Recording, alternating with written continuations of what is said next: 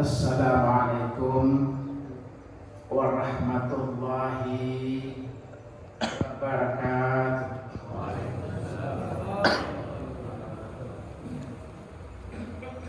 Innal hamdalillah nahmaduhu wa nasta'inuhu wa nastaghfiruh wa na'udzu billahi min shururi anfusina min sayyiati a'malina.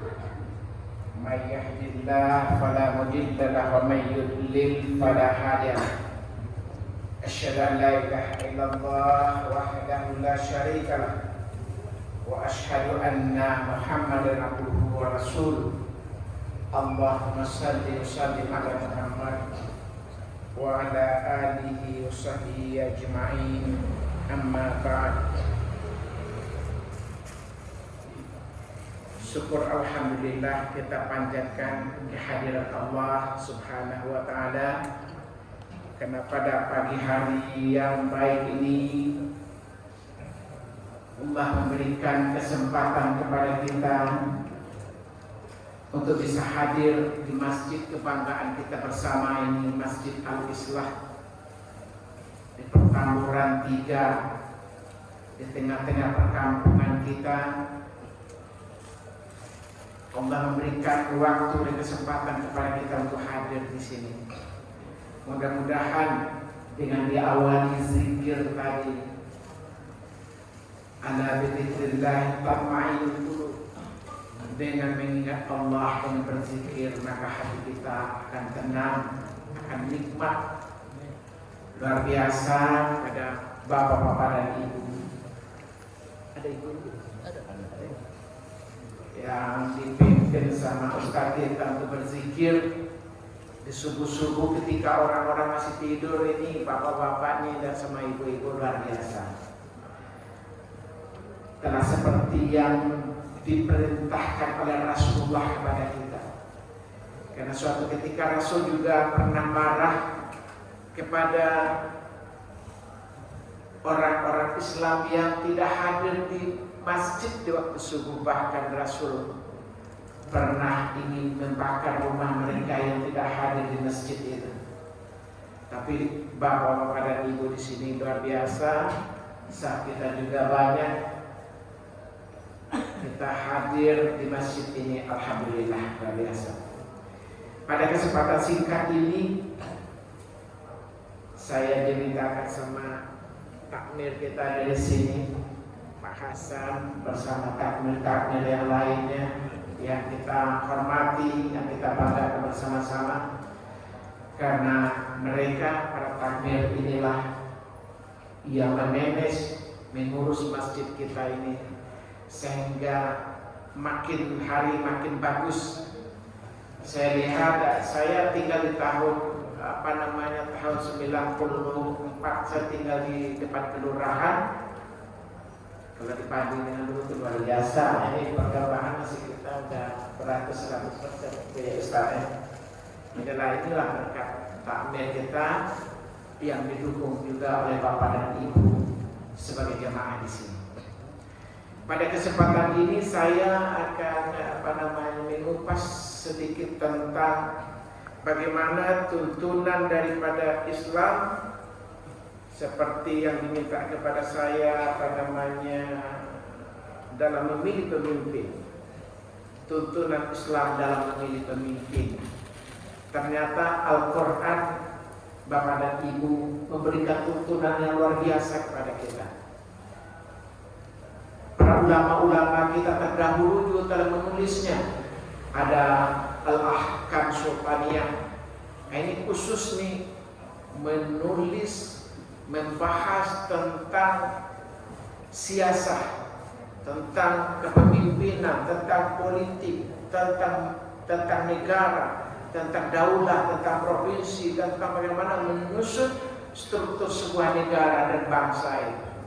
Di samping daripada kitab yang ditulis oleh Imam Al-Mawardi ini, ternyata juga Ibnu Taimiyah dengan siasah syariahnya juga menulis tentang politik Islam. Di sana juga dijelaskan bagaimana peran-peran daripada pengelola negara. Karena sebuah bangsa itu pasti ada yang mengurusnya. Nah itulah pemerintahan dari level tertinggi sampai terendah. Ternyata ulama-ulama kita luar biasa, mereka telah menulisnya. Itu bahkan belum tidak lama setelah Rasul wafat. Dan itu bersumberkan dari Al-Quran dan Sunnah. Dan juga bersumberkan dari bagaimana Rasul memimpin selama 13 tahun di Madinah dan 10 tahun di Mekah. Dan dilanjutkan oleh Khulafaur Rasyidin. Ada Abu Bakar Siddiq, ada Umar bin Khattab, ada Utsman bin Affan, ada Ali bin Abi Thalib. Nah, bagaimana kepemimpinan dari Al-Quran dan dicontohkan sama Rasul bersama Khalifah ini, itu yang disusun oleh ulama-ulama kita terdahulu dan menjadi pola kepemimpinan dalam Islam. Dan itu terbukti keberhasilannya. Karena Islam pernah jaya di dunia, memimpin dunia 500 tahun. Dari 700 sekian tahun sampai 1200 sekian tahun. 500 tahun dunia dipimpin dengan Al-Quran, dengan penuh kejayaan, dengan penuh kehebatan. Orang-orang Eropa belajar Islam ke negeri Muslim. Jadi bukan seperti yang hari ini kita lihat. Orang kita bangga belajar ke Amerika, belajar ke Eropa, belajar ke negara-negara Amerika dan sekutunya. Padahal dahulu kala mereka belajar ke negeri Muslim. Walaupun dia tidak Islam, dia mempelajari kitab-kitab Islam.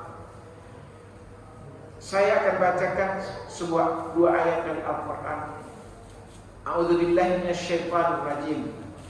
Innallaha ya'murukum an tu'addul amanati ila ahliha. Sesungguhnya Allah menyuruh kamu an tu'addul amanati ila ahliha, untuk menyampaikan amanat kepada ahlinya, kepada yang berhak menerimanya. Wa idza hakamtum, dan apabila kamu menetapkan hukum di antara manusia, bainan nas, di antara manusia, antahkumu bil adli, supaya kamu menetapkannya dengan seadil-adilnya. Jadi ayat ini terutama ditujukan kepada mereka yang memegang kekuasaan, mereka memegang kepemimpinan, mulai dari presiden, gubernur, bupati, dan DPR-nya, DPD-nya. Innallaha ni'ma ya'idukum, sesungguhnya Allah memberi pelajaran kepada kamu. Innallaha ni'ma ya'idukum bih, dengannya. Innallaha kana sami'an basira, sesungguhnya Allah Maha mendengar, Maha melihat. Jadi ayat An-Nisa, surah An-Nisa ayat 58 ini terutama ditujukan kepada mereka yang memegang kekuasaan, sehingga dia begitu memegang amanah kepemimpinan, setelah dia diangkat, didaulat oleh rakyat menjadi penguasa untuk memimpin negeri itu, maka dia diperintahkan untuk memimpin secara adil, untuk menyampaikan amanah kepada yang berhak menerimanya. Dan lebih lanjut di An-Nisa ayat 59-nya, ya ayyuhan nasu ya ayyuhalladzina amanu atiillaha wa atiiur rasul ulil amri minkum, wahai orang-orang yang beriman, taatilah Allah dan taatilah Rasul. Wa ulil amri minkum, ketika Allah memerintah, wahai orang-orang yang beriman, taatilah Allah, taati Rasul. Di situ digunakan atiullah wa atiur rasul, taati Allah, taati Rasul, tanpa ada pertimbangan apapun. Jadi wajib taat. Tidak boleh dipikir-pikir dengan rasio kita. Jadi ketika tunduk dan patuh kepada perintah Allah itu Al-Quran dan Sunnah, tidak boleh kita debatkan apa kata Al-Quran. Kita bolehnya sami'na wa ata'na, kita dengar, kita taati. Tidak boleh kita mendebat, apalagi memikir-mikirkan. Tapi ketika wa ulil amri minkum, ketika ketaatan kepada pemimpin dan taati pemimpin kamu. Di sini Al-Quran tidak pakai wa ati'u ulil amri minkum. Al-Quran langsung wa ulil amri minkum. Ini artinya adalah ketika ketaatan kepada Allah dan Rasul sifatnya adalah mutlak. Tetapi ketaatan kepada pemimpin, saatnya kita taat kepada pemimpin selama pemimpin itu taat dan patuh kepada Al-Quran dan Sunnah, taat dan patuh kepada Allah dan Rasul. Kalau pemimpin tidak taat dan patuh kepada Al-Quran dan Sunnah, maka kita haram untuk mematuhinya. Ini An-Nisa ayat 59. Fa in tanaza'tum fi syai'in, apabila kamu berselisih, berbeda pendapat tentang sesuatu, farudduhu, maka kembalikanlah dia ilallah, kepada Allah wa Rasul, dan kepada Rasul. Kembali kepada Allah dan kembalikan kepada Al-Quran, kembalikan kepada Rasul dan kembalikan kepada Sunnah. Jadi kalau ada perselisihan, ada perbedaan pendapat di kalangan umat, di kalangan masyarakat, di kalangan orangnya, Islam mengajarkan kepada kita, kembalikan kepada Al-Quran, kembalikan kepada tuntunan Al-Quran dan Sunnah. In kuntum tu'minuna billah, jika kalian orang yang beriman dengan Allah wal yaumil akhir, dan beriman dengan hari akhir, dzalika khairu ahsanu ta'wila, dan demikian itulah yang sebaik-baiknya kesudahannya.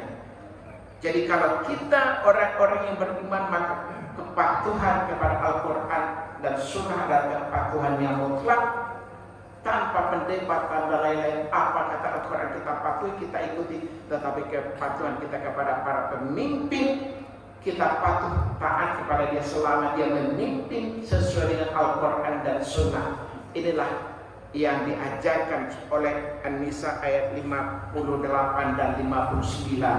Dan ini menjadi sandaran bagi ulama-ulama terdahulu dalam menyusun kitab. Bahkan Ibnu Taimiyah dengan kitab yang setebal ini, dengan dua ayat ini, dia menjabarkan bagaimana kepemimpinan Rasulullah di Makkah dan di Madinah dan dilanjutkan oleh Khulafaur Rasyidin itu. Dengan dua ayat ini menjadi rujukan sehingga dia menyusun sebuah kitab, dan kitab itu menjadi rujukan oleh para pemimpin di negara-negara Muslim. Dan tidak hanya di negara Muslim, bahkan orang-orang Eropa meniru, mempelajari dari pola kepemimpinan itu.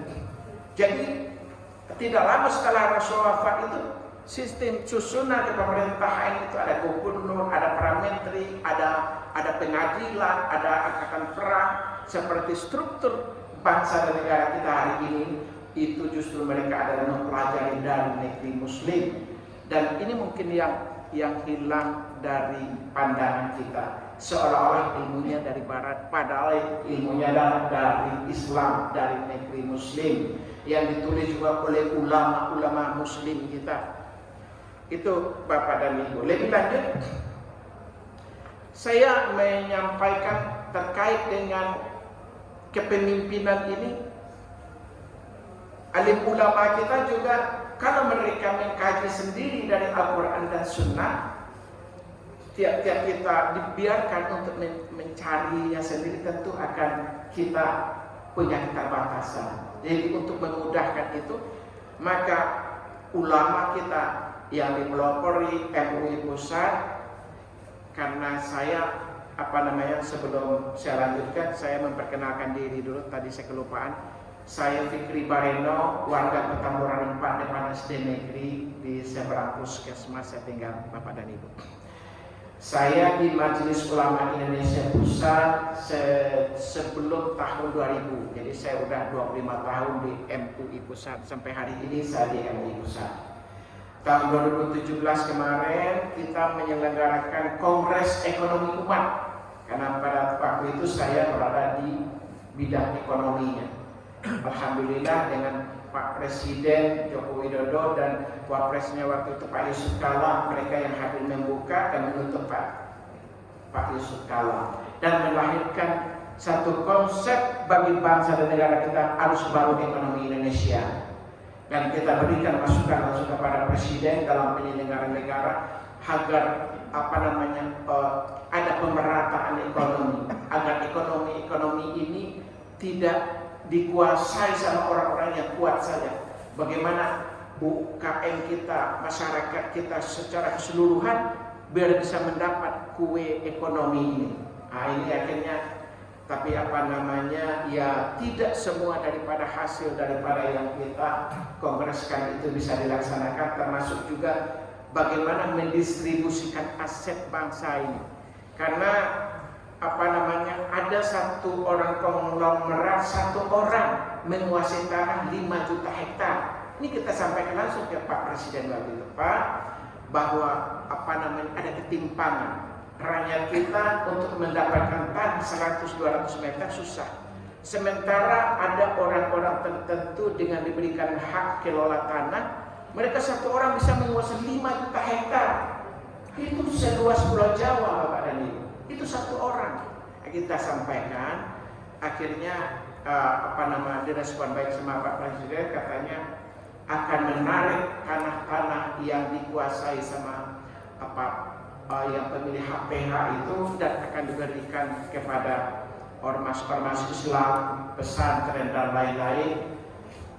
Itu yang ketika itu mungkin ada beberapa yang dilaksanakan, cuma karena persoalan ini kan telah menggunung ya Bapak dan Ibu ya. Jadi tidak bisa seperti membalikan telapak tangan. Jadi kalau menurut data daripada Menteri Kehutanan itu 78% ketika Pak MS Kakban menjadi Menteri Kehutanan, 78% tanah kita ini dimiliki oleh asing dan asing. Jadi sementara kita ini Ramene yang 270 juta ini Bapak dan Ibu hanya memiliki 32%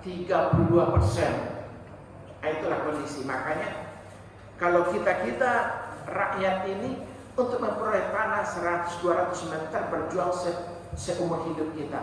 Tetapi mereka yang dikasihkan hak kelola tanah dan lain-lain itu salah seorang, saya sebutkan tadi 5 juta hektar. Dan itu telah kita sampaikan kepada Pak Presiden agar ada pemerataan, agar ada penciptaan lapangan kerja dan lain.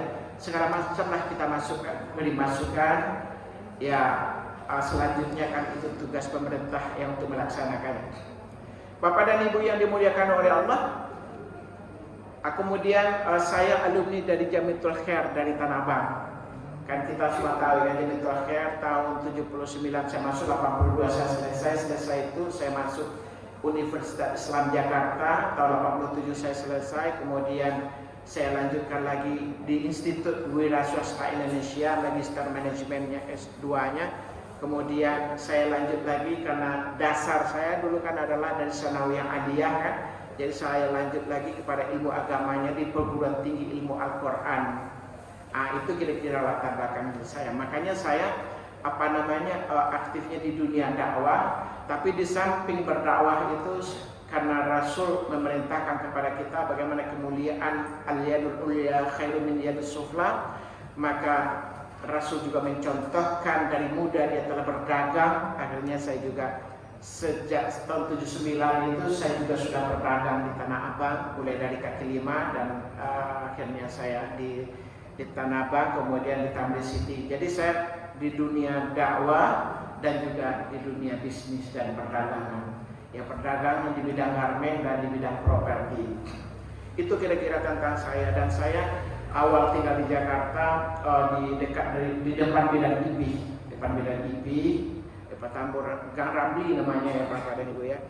Cuma karena saya berangkat pagi-pagi pulangnya malam, jadi mungkin itu yang kendala saya dengan Bapak dan Ibu tidak begitu mungkin jarang melihat saya, karena saya kadang-kadang subuh udah keluar rumah, nanti pulangnya jam 8 malam, jam 9 malam. Makanya kita tidak terlalu sering bertemu. Mungkin banyak juga mungkin yang baru bertemu hari ini dengan saya, padahal saya sudah 43 tahun tinggal di Jakarta. Saya hanya numpang lahir saja di daerah lain, setelah itu saya di Jakarta 43 tahun. Itu mungkin sekilas tentang saya. Selanjutnya saya ingin menyampaikan Dalam kepemimpinan ini agar memudahkan, maka MUI bersama ulama-ulama seluruh Indonesia bersama Ormas Islam membentuk istimewa ulama di Padang Panjang, merumuskan apa menjadi kriteria seorang pemimpin. Maka dirumuskan ada tokoh-tokoh Islam, ada 700 yang hadir, dan ini juga diperbarui oleh kemarin oleh 3 pilar, kawan dari FPI, 212, GNPF, mengundang para ulama juga hadir lebih dari 600 di Az-Zikra, tepatnya hari Ahad yang lalu atau hari Sabtu yang lalu. Baru-baru ini, baru 3-4-5 hari yang lalu, dan saya salah satu pesertanya. Memperbarui juga tentang kepemimpinan itu. Dan diundanglah semua capres-capres itu, kebetulan yang hadir kalau kemarin kalau nggak salah cuma yang nomor 1 yang hadir kemarin. Akhirnya dirumuskan sama para ulama apa yang menjadi memudahkan untuk tuntun kepada umat Islam. Maka seorang pemimpin dia harus beriman. Jadi pemimpin itu harus beriman. Tidak bisa kita ambil orang di luar yang tidak beriman. Ini pesan dari Al-Quran dan Sunnah. Yang kedua adalah dia harus bertakwa. Pemimpin harus bertakwa. Sebab seorang pemimpin itu akan menjaga bangsa dan menjaga agama. Kemudian pemimpin dia harus siddiq, orang yang jujur, orang yang berkata benar. Kemudian pemimpin harus yang amanah sesuai dengan An-Nisa ayat 58 tadi. Kemudian seorang pemimpin dia harus fatanah. Fatanah itu kira-kira orang yang cerdas. Tidak bisa sembarang orang untuk jadi pemimpin. Islam begitu ketat ketika berbicara untuk menjadi pemimpin. Untuk menjadi imam, pemimpin dalam Islam juga adalah imam. Seperti juga dengan salat. Orang siapa saja boleh menjadi jamaah, menjadi makmum boleh. Mau orang kaya boleh, orang miskin boleh, orang pintar boleh, orang tidak pintar juga boleh. Siapa saja boleh jadi jamaah. Tapi begitu menjadi imam, di salat saya ditentukan dia bacaannya harus lebih fasih daripada yang hadir. Itulah begitu juga dalam pemimpin. Kalau dalam pemimpin Islam mengajak beriman, bertakwa, siddiq, tabligh, amanah, fatanah, dan yang ketujuh adalah memperjuangkan kepentingan umat Islam. Seorang pemimpin kalau tidak memperjuangkan kepentingan umat Islam, maka umat Islam haram hukumnya kita memilih. Jadi tidak sembarangan. Jangan dikira Bapak dan Ibu asal copot, asal comot saya, kita bebas dari kewajiban kita, tidak bisa. Karena Islam mengajarkan begitu. Kita disebutkan bahwa dirumuskan sama ulama kita yang disarikan daripada Al-Quran dan Sunnah. Seorang pemimpin itu kita haram memilih orang yang tidak beriman, haram memilih orang yang tidak bertakwa, haram memilih orang yang tidak jujur, haram juga memilih orang yang tidak amanah, haram juga kita memilih orang yang tidak cerdas, haram juga memilih orang yang tidak aspiratif, dan haram juga kita memilih orang yang tidak memperjuangkan kepentingan Islam. Jadi ketika untuk seorang pemimpin maka Islam ketat ya, persyaratan-persyaratan itu harus terpenuhi. Dan di akhir fatwa itu juga disebutkan bahwa haram juga tidak memilih. Bapak dan Ibu tahu tidak kalau periode yang lalu itu berapa banyak yang golput? Golput kita hampir 46 juta. Sementara partai pemenang pemilu seperti PDIP dan lain-lain itu suaranya cuma sekitar 20 juta. Sementara golput kita 46 juta. Saya mau tanya kepada kita, siapa yang golput? Umat Islam. Karena negeri ini 90% kita Muslim. Jadi makanya saya adalah bahagian daripada perintah daripada MUI untuk menyampaikan bagaimana mensosialisasikan fatwa-fatwa ini kepada umat sehingga umat itu betul paham. Karena perintah untuk kalau misalkan kita sebagai makmum, sebagai rakyat, sebagai pengikut, ketika kita salah, hanya salah buat diri kita. Tapi ketika kita sebagai orang pemimpin, apakah presiden dia, gubernur dia, anggota dewan dia, begitu dia salah, dia akan berdampak merugikan berjuta-juta rakyat teraniaya gara-gara kebijakan dia. Makanya Islam ketat ketika dalam memilih pemimpin. Kemudian lebih lanjut saya ingin menyampaikan Di dalam fatwa istimewa ulama lagi, kemudian tahun 2016 para ulama juga berkumpul lagi di pesantren Tauhidiyah, tepatnya adalah di desa Cikura ya, Tegal, 9 Juni 2015. Di sana menambah satu lagi persyaratan bagi seorang pemimpin. Seorang pemimpin, haram dia kalau dia ingkar janji. Haram pilih pemimpin yang ingkar janji. Karena selama ini para pemimpin kita dengan mudah menyampaikan janji-janji, lalu begitu menjabat dia lupa dengan janjinya. Ada 11.000 triliun di kantong ketika belum menjadi penguasa, begitu menjadi berkuasa angka 11.000 triliun tidak ketemu lagi. Deretan puluhan yang menjadi hoax. Makanya bangsa kita hari ini, kalau kita misalkan kita lihat misalkan Bapak dan Ibu dengan bagaimana Islam mengajarkan kepada kita, harusnya negeri kita inilah negeri yang bisa dikelola seperti bagaimana layaknya Brunei Darussalam, rakyat sejahtera. Karena semua di dalam bumi kita ada. Dalam bumi kita ini menghasilkan segala macam yang bernilai tinggi. Ada minyak, ada nikel, ada segala macam. Di daratan bumi kita ada sawit, ada perkebunan macam-macam.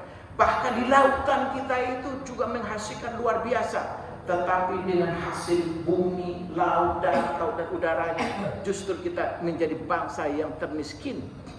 Kita PAD kita income per kapita kita baru sekitar 4.500. Masih jauh dari negara yang minimal untuk mencapai kejayaan itu adalah minimal 12.000. Kalau kita banding dengan Singapura misalkan, mereka 80.000 US lebih income per kapita. Kita masih sangat berada di bawah garis kemiskinan. Karena apa? Karena selama ini kita mengangkat orang-orang yang memegang level kepemimpinan, baik dari presiden, gubernur, bupati, anggota dewannya, anggota DPD-nya, adalah orang-orang yang boleh menjadi kita katakan jauh daripada tuntunan ulama. Padahal Islam mengajarkan untuk memilih pemimpin harus orang-orang yang betul-betul beriman, bertakwa, sindik, tablik amanah, dan memperjuangkan kepentingan Islam. Hari ini orang yang kita pilih selama ini orang yang memperjuangkan dirinya, memperjuangkan keluarganya, memperkaya ekonominya, sehingga negeri kita ini dari kepala-kepala daerah kita, ratusan mereka begitu menjabat jadi bupati, jadi gubernur, ratusan di antara mereka yang tersangkut dengan KPK. Itu dampaknya. Kalau kita tidak mengikuti Al-Quran dan Sunnah, akhirnya para pemimpin kita jadi orang-orang yang korupsi. Bahkan para pejabat negeri kita ini, dari presiden, menteri-menteri sampai level di bawahnya, bukan omongan saya ini, omongan dari Mahfud MD sendiri mengatakan, dia pejabat yang terbesar di dunia, Menko Hukum dan HAM, ya, Menko Pak Mahfud MD. Dia mengatakan, bahkan malaikat saya untuk menjadi pejabat di negeri akan melakukan korupsi. Begitu buruknya sistem pemerintahan kita hari ini. Maka itulah saya mengajak kepada Bapak dan Ibu, mari tuntunan daripada Al-Quran dan Sunnah, bahwa pemimpin harus kita lihat track recordnya. Pemimpin harus beriman, harus bertakwa, sindik, tablik, amanah, fatanah, dan memperjuangkan kepentingan Islam, sehingga kepentingan rakyat kita keseluruhan kita bisa terjaga. Kita sampai jam berapa? Sampai jam 6. Oh iya, 8 menit lagi. Kemudian saya menyampaikan sedikit lagi bahwa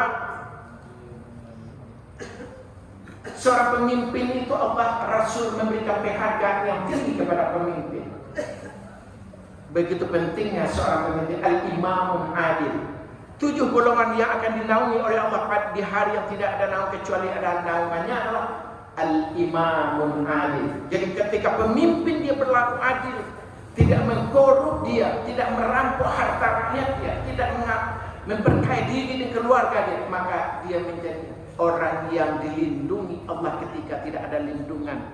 Di akhirat kelak dia dimuliakan oleh Allah. Tetapi begitu dia menyengsarakan rakyat, menyusahkan rakyat, menghinakan rakyat, tidak memimpin secara amanah, maka Allah mengharamkan surga bagi pemimpin yang tidak amanah. Allah mengharamkan surga bagi pemimpin yang menyengsarakan rakyat. Allah mengharamkan surga bagi pemimpin yang tidak amanah, yang tidak fatanah, yang tidak berjuang untuk kepentingan rakyat. Terkait dengan kepemimpinan ini, kan kita sering mendengar bahwa perawi hadis, orang yang ahli hadis, salah satu adalah Abu Hurairah, dia pernah mengatakan, sikap seorang pemimpin kepada rakyatnya selama 1 hari lebih baik nilainya dibanding ibadah seorang ahli ibadah selama 100 tahun.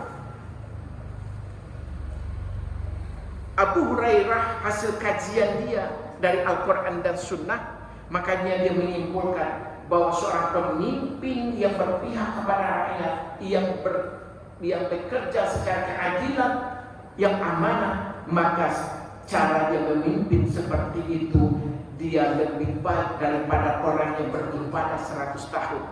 Begitu hebatnya seorang pemimpin, nilai di hadapan Allah, diberikan kemuliaan yang tinggi agar dia berbuat sebaik-baiknya untuk rakyatnya. Kemudian makanya Al-Quran banyak sekali memberikan pesan kepada para pemimpin agar dia berlaku adil. Misalkan innallaha ya'muru bil 'adli wal ihsan wa ita'i dzil qurba wa yanha 'anil fahsya'i wal munkar wal baghi ya'idukum la'allakum tadhakkarun. Allah memerintahkan, bahkan ini kita sering kita membaca setiap Jumat, bahwa sesungguhnya Allah menyuruh kamu berlaku adil dan berbuat kebaikan, memberi kepada kaum kerabat, dan Allah melarang dari perbuatan keji, kemungkaran dan permusuhan. Dia memberi pengajaran kepadamu agar kamu dapat mengambil pelajaran. Ini ayat ini ditujukan adalah kepada para pemegang kekuasaan politik, kepada presiden, gubernur, bupati, para menteri, anggota dewan, DPD, seluruh mereka yang pegang kekuasaan diperintahkan untuk berlaku adil. Karena dengan keadilan itulah sebuah bangsa akan bisa menuju kesejahteraannya. Kemudian di ayat yang lain ada waqimul wazna bil qisti wa la tufsirul mizan, surah Ar-Rahman ayat 9, dan tegakkanlah timbangan itu dengan adil dan janganlah kamu mengurangi neraca. Begitu banyak ayat-ayat yang memesankan kepada para pemimpin agar mereka berlaku adil. Itu kenapa banyak ayat? Karena memang kecenderungan para pemimpin itu adalah begitu kekuasaan ada di tangan dia, maka dia keadilan dia susah dia terapkan. Seperti hari ini misalkan kita menyaksikan banyak orang-orang hebat di negeri ini, tetapi nafsu kekuasaan para pemimpin kita, malah kroninya, anaknya, tetangganya, menantunya dijadikan pejabat. Sepertinya tidak ada orang yang hebat di negeri ini. Padahal rakyat tahu seberapa kecerdasannya, kefatanahannya.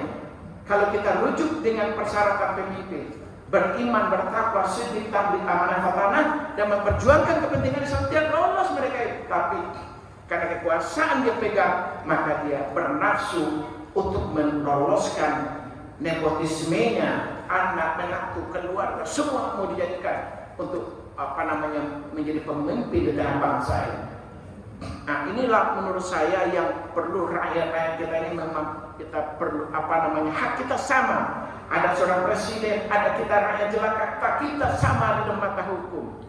Equality before the law. Semua manusia di tengah bangsa ini mempunyai kedudukan yang sama, siapapun dia.